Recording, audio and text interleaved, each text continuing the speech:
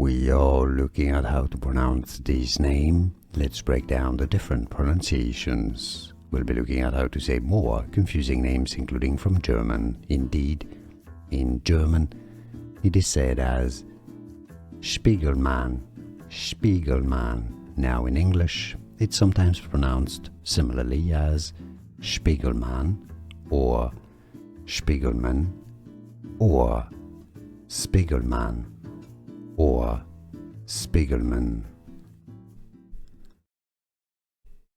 We are looking at how to pronounce this name. Let's break down the different pronunciations. We'll be looking at how to say more confusing names, including from German. Indeed, in German, it is said as Spiegelman, Spiegelman. Now in English, it's sometimes pronounced similarly as Spiegelman or Spiegelman or Spiegelman or Spiegelman.